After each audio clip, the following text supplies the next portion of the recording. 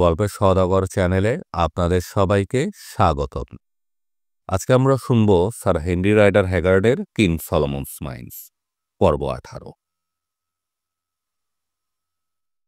কারণ নাবিকদের হুট করে প্রেমে পড়ার একটা খাসলত আছে, আর বোর্ডের কথা বলাই বাহুল্য। আমার অভিজ্ঞতার আলোকে বলতে পারি, এই পৃথিবীতে দুটো জিনিস আছে যা কোনোভাবেই প্রতিরোধ করা সম্ভব নয়। আপনি কোনো জুলুকের লড়াই থেকে বিরত রাখতে পারবেন না, আর সামান্য প্রচারণায় কোনো নাবিককে প্রেমে পড়া থেকে বিরত রাখতে পারবেন না।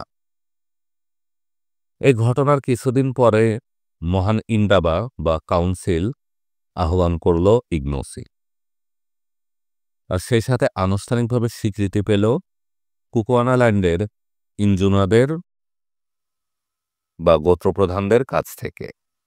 কুচকাওয়াজের দৃশ্যটা ছিল নয়নাভিরাম। এদিন অবশিষ্ট গ্রেজরা প্যারেড করল, আর লড়াইয়ে তাদের অসামান্য অবদানের জন্য সেনাবাহিনীর পক্ষ থেকে অভিনন্দন জানানো হলো। প্রতিটা সৈনিক পর্যাপ্ত গবাদি পশু উপহার পেল রাজার তরফ থেকে। বেঁচে যাওয়া গ্রেজদের সবাইকে পদোন্নতি দেওয়া হলো। নতুনভাবে পুনর্গঠিত হলো গ্রেজ বাহিনীতে। পরে কুকুয়ানা রাজ্য জুড়ে ঘোষণা দেওয়া হলো, যেহেতু আমাদের উপস্থিতি সম্মানিত করেছে এই রাজ্যকে, সুতরাং আমরাও রাজকীয় অভিবাদনের অংশীদার হব। রাজার জন্য রীতিমাফিক যেরকম সম্মান আর অভ্যর্থনা জানানো হয়, আমাদের ক্ষেত্রেও একই রীতি অনুসরণ করতে হবে।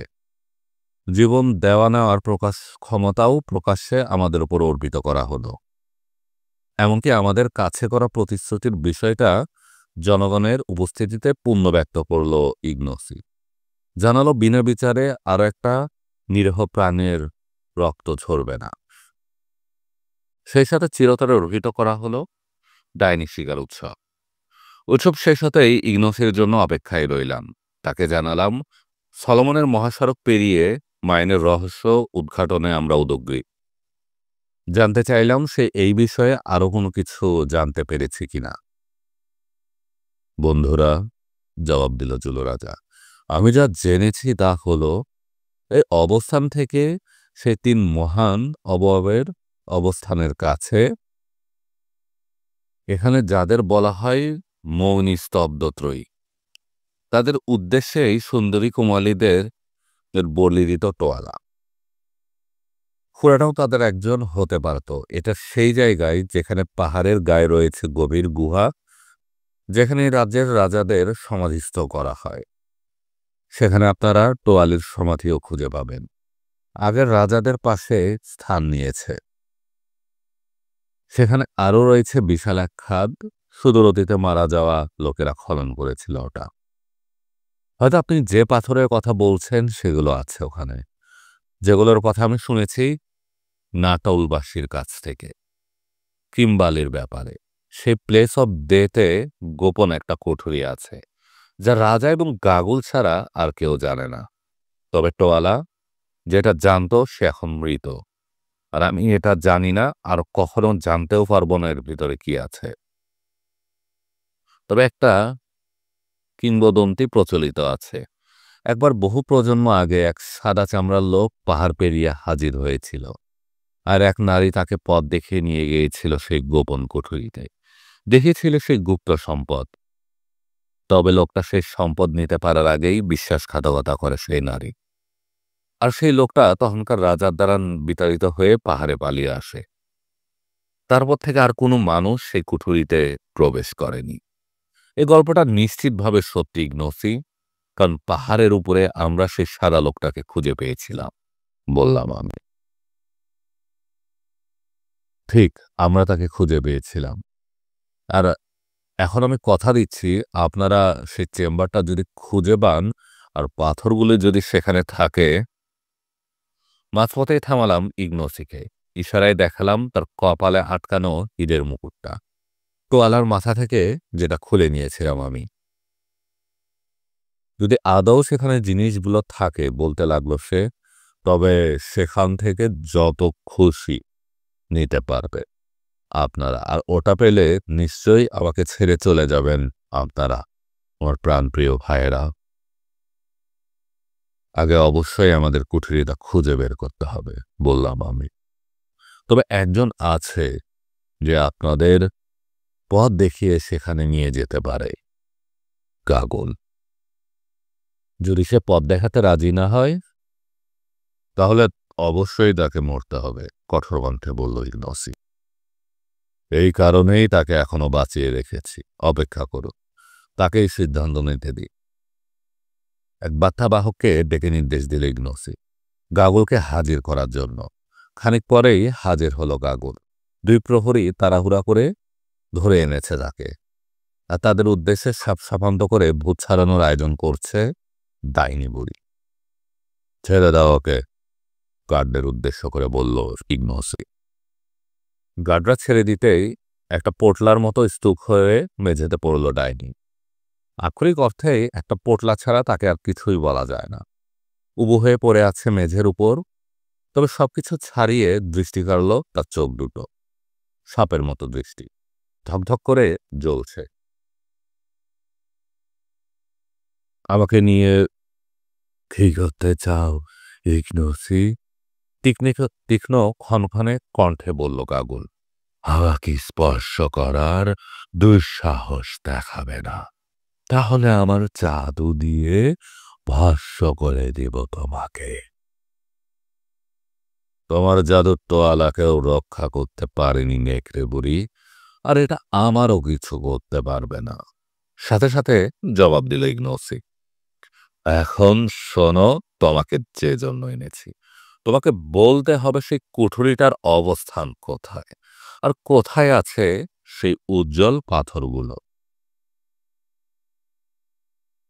তীক্ষ্ণ বাঁশির মতো সুর বেরোলো বুড়ি ওছার কণ্ঠ ছিঁড়ে।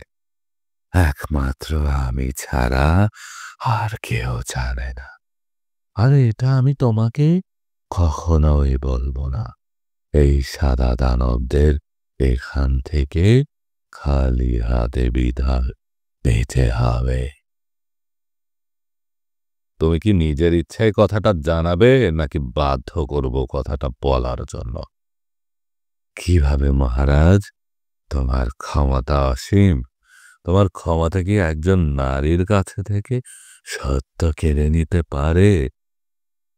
কাজটা কঠিন হলেও আমি সেটাই করব। কিভাবে রাজন?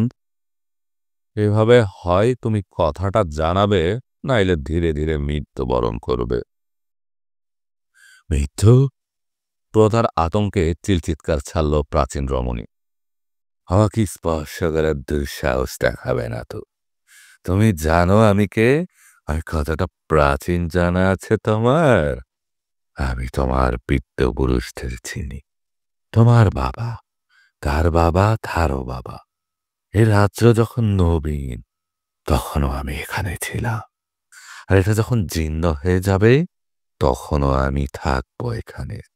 দৈবক্রমে মৃত্যু না হলে কেউ আমাকে হত্যা করতে পারবে না। সেক্ষেত্রে আমি নিজে তোমাকে হত্যা করব। দেখো গাগল, শয়তানের দোসর, তুমি এতটাই বুড়ো হয়ে গেছো যে এখন আর তুমি তোমার জীবনকে ভালোবাসতে পারো না। তোমার মতো কুৎসিত বুড়ির জীবনে আর কি থাকতে পারে? কোনো আকার আকৃতি নেই, সব চুল পড়ে গেছে, একটা দাঁতও অবশিষ্ট নেই, কেবল অশুভ দৃষ্টি আর কুকর্ম করা ছাড়া। তোমাকে হত্যা করাটাই বরং করুণা হবে গাগল। তুমি একটা বোকার হদ্দ, চিৎকার করে বলল ডাইনি বুড়ি। হতচ্ছাড়া গাধা, তোমার কি ধারণা কেবল তরুণদের কাছে জীবন আকর্ষণীয়? এটা মোটেও তেমন না। তুমি মানুষের হৃদয়ের কথা কিছু জানো না।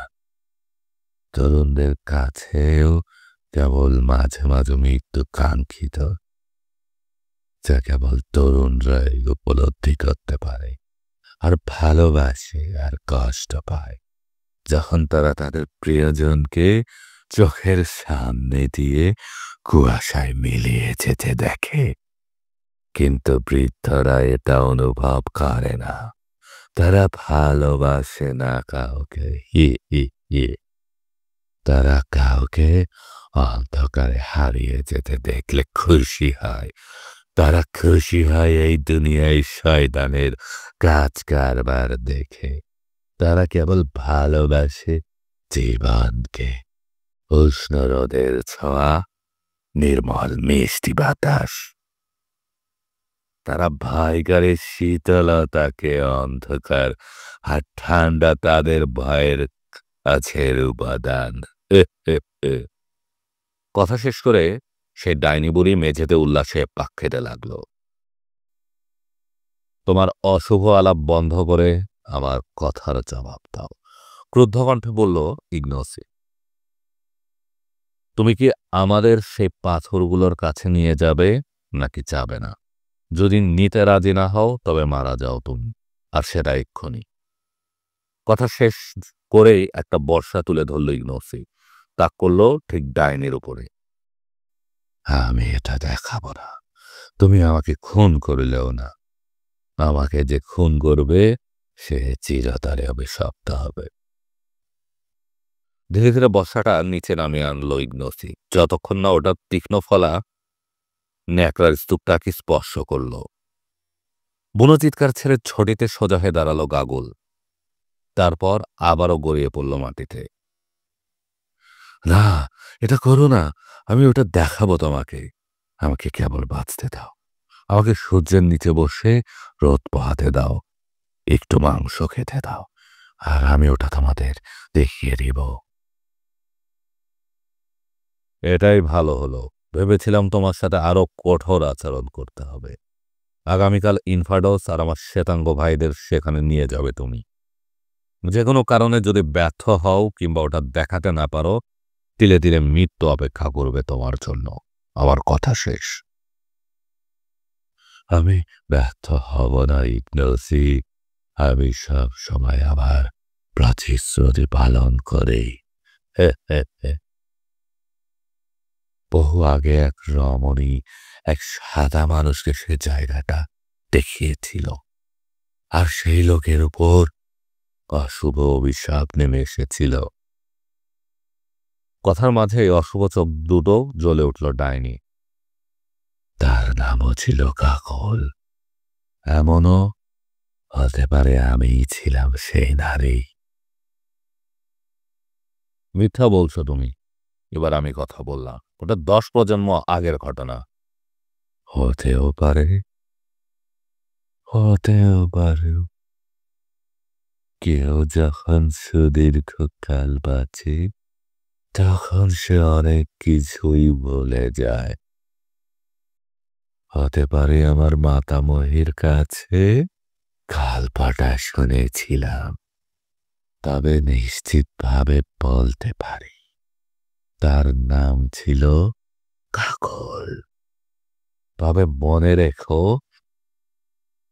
সেখানেই দেখতে পাবে চামড়ার ব্যাগ ভর্তি চকচকে খেলনা পাথরগুলো। সেই লোকটা পূর্ণ করেছিল ব্যাগটা, কিন্তু সেটা আর নিয়ে যাওয়া সম্ভব হয়নি তার পক্ষে। অশুভ ছায়া নেমে এসেছিল তার উপর। আমি আবারও বলছি, অশুভ ছায়া নেমে এসেছিল তার উপর। সম্ভবত আমার নানির কথা বলেছিল আমাকে, এটা খুবই আনন্দ ঘন একটা যাত্রা হবে। যেতে যেতে দেখতে পাবো সেই সব লোকদের যারা যুদ্ধে নিহত হয়েছে। তাদের চোখগুলো ক্ষয়ে গেছে, উন্মুক্ত হয়ে পড়েছে পাথর। হি হি হি।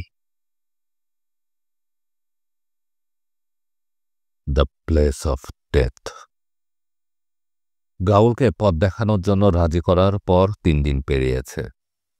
3 ডাইনির পাহাড়ের গোড়ায় ক্যাম্প করেছি। ইতিমধ্যে আধার নেমে এসেছে প্রকৃতিতে।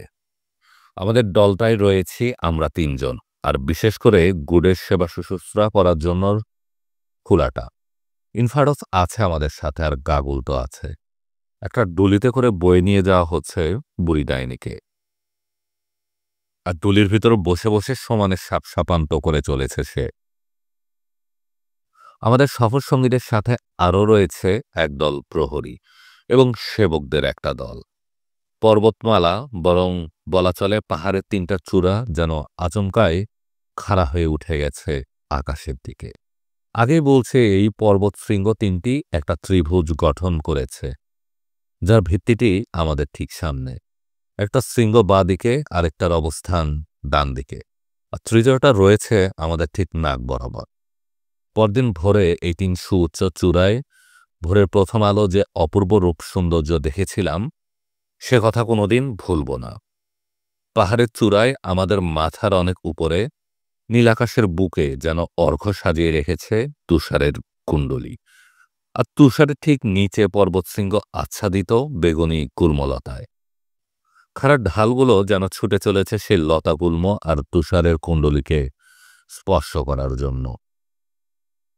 আমাদের ঠিক সামনেই ফিতার মতো সলোমনের মহাসড়ক চড়াই ধরে এগিয়েছে মাঝের চূড়ার পাদদেশে। আমাদের অবস্থান থেকে মাইল ৫ এগুনের পরই শেষ হয়েছে পথ। এটাই পথের শেষ প্রান্ত। ঠিক কতটা উত্তেজনার সাথে সেদিন সকালে আমরা যাত্রা শুরু করেছিলাম, সেটা বর্ণনা করার মতো ভাষা নেই আমার। প্রিয় পাঠক, বিষয়টা আপনাদের বিবেচনার উপরেই ছেড়ে দিলাম। অবশেষে হাজির হলাম সে বিস্ময়কর ক্ষণের কাছাকাছি, যেখানে পৌঁছার কারণে দুর্ভাগ্যজনক মৃত্যুর শিকার হয়েছিল প্রাচীন পর্তুগিজ ডন। ৩ শতাব্দী আগে তার এক পরবর্তী বংশধর, আর এখন আশঙ্কা করছি স্যার হেনরি কার্টিজের ভাই জর্জ কার্টিজের একই পরিণতির। আমাদের ভাগ্যে কি ভালো কিছু আছে নাকি এই পরিণতি বরণ করতে হবে আমাদেরও? গাগুলের ভাষ্য অনুযায়ী যে অশুভ প্রভাব তাদের উপর পতিত হয়েছিল, সে অশুভ লক্ষণ কি আমাদের উপরও পতিত হবে? আর সে চমৎকার মহাসড়কের শেষ অংশটুকু পেরোনোর সময় কিছুটা কুসংস্কারাচ্ছন্ন না হয়ে পারিনি। আর আমার ধারণা স্যার হেনরির গুডের উপলব্ধিও এর ব্যতিক্রম ছিল না। ঘণ্টা ১.৫ কিংবা তারও বেশি সময় ধরে সেই লতাগুল্ম ঘেরা পথ ধরে অগ্রসর হলাম। উত্তেজনার কারণে আমাদের গতি এতটাই দ্রুত যে ধূলিবাহকেরা আমাদের সাথে কোনোভাবেই তাল মিলিয়ে চলতে পারছে না। আর ঢুলির বাসিন্দা ক্ষণক্ষণে কণ্ঠে বারবার আমাদের থামার জন্য চিৎকার করছে, আরো ধীরে চলো সাদা মানুষেরা। তার বিভৎস চেহারার জলজলে চোখ আমাদের উপর স্থির করে রেখে বলল ডাইনি বুড়ি, কেন তাড়াহুড়া করে অভিশাপের দিকে এগোচ্ছ? যে অভিশাপ নামে আসবে তোমাদের ওপরে গুপ্তধন সন্ধানকারীরা। তারপর ভীতকর আওয়াজে হাসতে লাগলো, যা সবসময় আমার মেরুদণ্ডে শীতল একটা অনুভূতির জন্ম দেয়, আর যেটা ক্ষণিকের জন্য হলেও আমাদের উৎসাহ উদ্দীপনা শুষে নেয়। যাই হোক, চলার গতি অব্যাহত রাখলাম আমরা যতক্ষণ না চূড়ার সামনে পৌঁছালাম। খাড়ার ঢাল বিশিষ্ট বিশাল এক গোলাকার খাদ রয়েছে সেখানে, গভীরতা ৩০০ মিটার কিংবা তারও বেশি, আর ব্যাস কমপক্ষে আধ মাইল। এটা কি হতে পারে ধারণা করতে পারেন? স্যার হেনরি আর গুডকে লক্ষ্য করে বললাম। তারা দুজনেই বিস্ফোরিত দৃষ্টিতে সামনের এই ভয়ঙ্কর খাদটার দিকে তাকিয়ে আছেন। দুজনেই মাথা নাড়লেন। তার মানে এটা একদম পরিষ্কার যে আপনারা কেউই কিম্বালের হীরার খনি দেখেননি। আপনারা নিশ্চিত থাকতে পারেন যে এটাই হচ্ছে সলোমনের হীরার খনি। তাকিয়ে দেখুন, ঘাসে ছাওয়া খাদের ভেতর বেরিয়ে থাকা একটা শক্ত নীল কাদামাটির ঢেলার দিকে অনুসরণ করে বললাম, একই রকম গঠন। নিশ্চিতভাবে বলতে পারি ওখানে নামলে মসৃণ আর ধারালো পাথরের ফাঁপা নলের মতো গঠন দেখতে পাব। আরও খেয়াল করুন, একসাথে জীর্ণ সমতল পাথরের স্ল্যাবের দিকে দৃষ্টি আকর্ষণ করলাম সবার। স্ল্যাবগুলো একটা জলধারের নিচে সামান্য ঢালুতে স্থাপন করা হয়েছে, আর ওগুলো অতীতে কেটে পাথর কেটে বানানো হয়েছিল। ওগুলো যদি আকরিক ধোয়ার টেবিল না হয়, তবে আমার নামও অ্যালেন কোয়ার্টারমেইন না। এই বিশাল গর্তটার প্রান্ত, যা আদি ডনের ম্যাপে পিঠ হিসেবে চিহ্নিত, সেখান থেকে মহাসড়ক দ্বিধাবিভস্ত হয়ে এগিয়েছে পিঠকে বেষ্টন করে। অনেক স্থানে এই ঘোরানো পথটা তৈরি হয়েছে বিশাল আকারের পাথরের ব্লক দিয়ে। আপাতদৃষ্টিতে মনে হচ্ছে এর উদ্দেশ্য ছিল পিঠের প্রান্তগুলোকে সুরক্ষা দেওয়ার পাশাপাশি প্রাচীর ধস প্রতিরোধ করা। কৌতূহল বশবর্তী হয়ে এই রাস্তা ধরে অগ্রসর হলাম। উদ্দেশ্য বিশাল পীঠের অপর প্রান্ত থেকে ঠাহর করার প্রয়াস চালানো। এই তিন স্তম্ভের মতো জিনিসগুলো আসলে কি?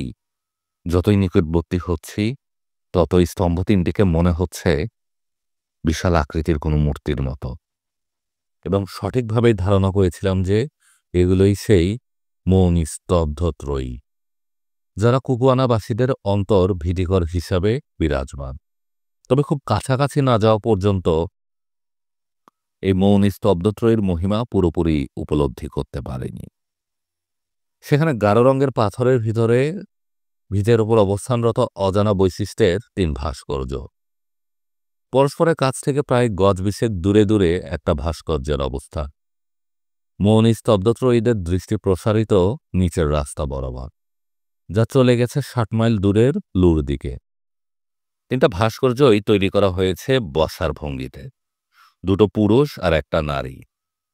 মাথা থেকে ভিত পর্যন্ত এক একটা ভাস্কর্যের মাপ ২০ ফুটের মতো। নারী ভাস্কর্যটির নিরাবরণ অপরূপ এক সৌন্দর্যের আধার, যদিও কালের করাল ঘ্রাসে অনেক বৈশিষ্ট্যই হারিয়ে গেছে। মাথার প্রতিটি পাশ ঘিরে রেখেছে বাঁকানো চাঁদের মতো মুকুট। অন্যদিকে দুই পুরুষ ভাস্কর্য তৈরি করা হয়েছে বস্ত্র আচ্ছাদিত করে, ভীতিকর তাদের অবয়ব। বিশেষ করে আমাদের ডান পাশের মূর্তিটার কথা উল্লেখ না করলেই নয়। পিশাচের মতো চেহারা ওটার। বাম দিকটার মুখাবয়ব নির্মল আর শান্ত দেখলেও ভয় জাগানিয়া। আপদদৃষ্টিতে এই ভাবটা যেন অমানবিক নিষ্ঠুরতার প্রতিরূপ। স্যার হেনরি ঠিক এরকম মন্তব্য করলেন। আদিম মানুষেরা তাদের ঈশ্বরদের ব্যাপারে চিরকাল যে বৈশিষ্ট্য আরোপ করে এসেছে, দেবতারা মানবতার দুর্দশাকে তাকিয়ে তাকিয়ে দেখেছে চিরকাল। আনন্দের সাথে না দেখলেও মানবজাতির এই দুঃখ কষ্ট তাদের অনুভূতিকে স্পর্শ করে না। এই ত্রিমূর্তি যেন বিস্ময়কর অনুপ্রেরণার একক সত্তা হয়ে আবির্ভূত হয়েছে, যে একাকিত্ব নিয়ে তারা আবহমান কাল তাকিয়ে আছে বিস্তীর্ণ সমতলের দিকে।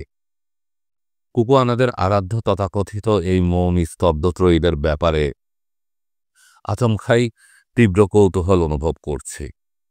কারা এদের তৈরি করেছে? কারা খনন করেছে এই সুবিশাল খাত? তৈরি করেছে মহাসারক? ভাবনার মাঝে আচমকাই চিন্তাটা খেলে গেল আমার মনে। যেহেতু ওল্ড টেস্টামেন্টের ব্যাপারে জানাশোনা আছে আমার, মনে হলো এরাই যেন সেই অদ্ভুত দেবতা যাদের অনুসরণ করেছিলেন দিগ্ভ্রান্ত সলোমন। স্মৃতির ভাণ্ডার থেকে স্মরণ করতে পারছি নামগুলো।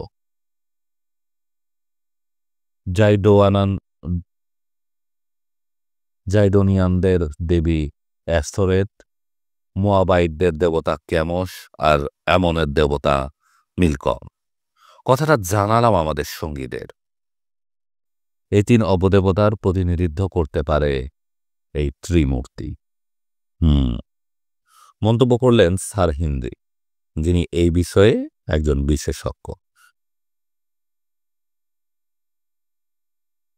এদের মধ্যে এরকম কিছু থাকতে পারে। ইহুদিদের অ্যাস্টোরেত ফিজিশিয়ানদের কাছে পরিচিত অ্যাস্ট্রেট নামে।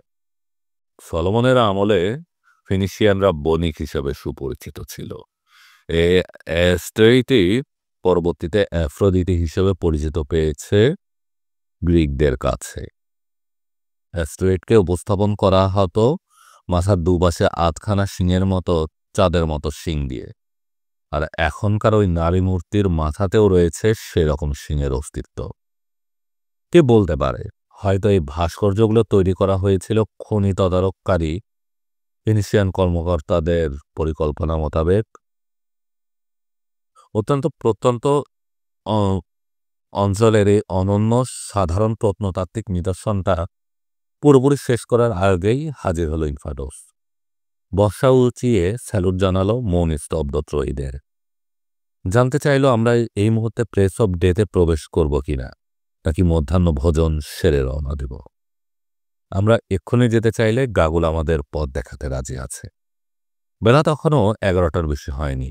তীব্র কৌতূহল নিরসনের জন্য তখনই যেতে সম্মতি দিলাম। যদি কোনো কারণে গুহার ভেতর আটকা পড়ি, সে আশঙ্কায় সাথে কিছু খাবার নেওয়ার পরামর্শ দিলাম। আমাদের সামনে হাজির করা হলো ঢুলিতে থাকা গাগুলকে। ইতিমধ্যে আমার অনুরোধে একটা বেতের ঝুড়িতে কিছু বিলটং আর পানির পাত্র তুলে দিয়েছে ফুলাটা। আমাদের ঠিক সামনে প্রায় 50 কদম দূরে ত্রিমূর্তির পেছন দিকে একটা নিরেট পাথুরে প্রাচীর, 80 ফুটের মতো উঁচু, যা ক্রমে ঢালু হয়ে মিশে গেছে তুষার ছাওয়া চূড়ার পাদদেশে, যার অবস্থান আমাদের থেকে 3000 ফুট উপরে। ঢুলি থেকে নেমেই অশুভ হাসি দিল গাগুল। তারপর একটা লাঠিতে ভর করে খুঁড়িয়ে খুঁড়িয়ে এগোতে লাগলো ডাওলের দিকে। খিলান দেওয়া একটা ফাটালের সামনে হাজির না হওয়া পর্যন্ত অনুসরণ করে গেলাম ডাইনি বুড়িকে। ফাটলটা দেখতে অনেকটা খনির সুরঙ্গের মতো। সুরঙ্গের মুখের সামনে আমাদের জন্য অপেক্ষা করছে গাগুল। মুখে এখনো সেই ভীতিকর শয়তানি হাসি। তারপর নক্ষত্র থেকে আসা সাদা মানুষেরা, বাঁশির মতো তীক্ষ্ণ কণ্ঠে বলল ডাইনি বুড়ি, সেই মহান যোদ্ধারা ইনকুবো বউয়ান আর মহাজ্ঞানী মাকুমজন, আপনারা তৈরি তো? আমি আমার প্রভু রাজার হুকুম মোতাবেক আপনাদের উজ্জ্বল পাথরের ভাণ্ডার দেখাতে নিয়ে এসেছি। আমরা তৈরি, বললাম আমি। বেশ বেশ, যা দেখতে পাবেন তা সহ্য করার জন্য মনকে শক্ত করো। তুমিও আসো ইনফাডস, নিজের প্রভুর বিশ্বাসঘাতক। প্রভুকে জবাব দিল ইনফাডস, না, আমি যাচ্ছি না। ভেতরে যাওয়ার কোনো দরকার নেই আমার। বুড়ো গাগল, তোমার মুখ বন্ধ করো। আর আমার প্রভুদের সাথে খারাপ আচরণের ব্যাপারে সাবধান। আমি তাদের তোমার জিম্মায় ছেড়ে দিচ্ছি। যদি তাদের চুল পরিমাণও ক্ষতি হয়, তবে গাগল, তুমি 50 গুণ শক্তিশালী ডাইনি হলেও আমার হাতে মরণ হবে তোমার। আমার কথা কানে গেছে? ভালোই কানে গেছে। আমি ভালো করেই জানি তুমি কখনোই কঠিন কথা শুনতে চাইতে না। মনে আছে ছোটবেলায় নিজের মাকে ধমকাতে তুমি মাত্র কিছুকাল আগের কথা। ভয় পেও না, আমি প্রাণ বাঁচানোর তাগিদেই রাজার আদেশ মান্য করব। আমি অনেক রাজার আদেশ পালন করেছি, শেষ পর্যন্তও করে যাব যতদিন তারা আমাকে চায়। হা হা। আমি আরো একবার তাদের মুখের দিকে তাকাতে চাই, এমনকি টোয়ালার মুখের দিকেও। এখন চলে এসো, এই যে বাতি। নিজের পশমি চাদর দ্বারা ভিতর থেকে তেল ভর্তি একটা প্রদীপ বের করলো গাগল। তুমি কি আসবে ফুলাটা?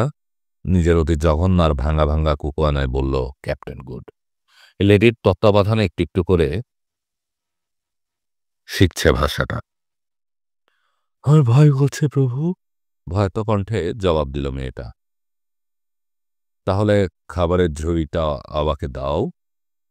না প্রভু আমার, আপনি যেখানে যাবেন আমিও সেখানে যেতে বাধ্য। তোমার যা ইচ্ছা, আপন মনে বিড়বিড় করলাম আমি। এখান থেকে যদি আদৌ বেরিয়ে আসতে পারি তবে ব্যাপারটা বেশ বিব্রতকর হয়ে উঠবে। আর কোনো ঝামেলা না করেই সুরঙ্গের গলির ভেতর ঢুকে পড়ল গাগুল। গলিটা খুব একটা চওড়া নয়, পাশাপাশি দুজন হেঁটে যেতে পারবে, তবে ভীষণ অন্ধকার। গাগলের বাঁশির মতো তীক্ষ্ণ কণ্ঠ অনুসরণ করে এগোচ্ছি। আচমকায় ভয় কেঁপে উঠলাম ডানা ঝাপটানোর আওয়াজে। হায় খোদা, এ কি এসব? চিৎকার করে বললেন কুট। কেউ আমার মুখে আঘাত করেছে। বাদুর, বললাম আমি। চলতে থাকুন। যদ্দূর ধারণা 50 গজের মতো এগিয়েছি। মনে হলো গলিটা যেন হালকা আলোকিত হয়ে আছে। খানিক পরে আমরা এমন একটা জায়গায় পৌঁছালাম, এমন বিস্ময়কর জায়গায় সম্ভবত এর আগে কোনো জীবন্ত মানুষের চোখ পড়েনি। পাঠকগণ, কল্পনা করুন আপনি দাঁড়িয়ে আছেন সুবিশাল কোনো ক্যাথেড্রাল হলে, যেখানে কোনো জানালা নেই, তবে হালকা আলোর একটা রেশ আসছে উপর দিক থেকে। ধারণা করতে পারি কোনো শ্যাফেট, যা ছাদের বাইরের খোলা পরিবেশের সাথে সংযোগ রক্ষা করেছে, যা আমাদের মাথার উপর খিলানের মতো রয়েছে, কমপক্ষে 100 ফুট উপরে। তাহলে আপনি ধারণা করতে পারবেন গুহার বিশালতার ব্যাপারে, ঠিক আমরা যেখানে দাঁড়িয়ে আছি। আপনারা শুনছিলেন স্যার হেনরি রাইডার হ্যাগার্ডের কিং সলোমনস মাইন্স, পর্ব 18।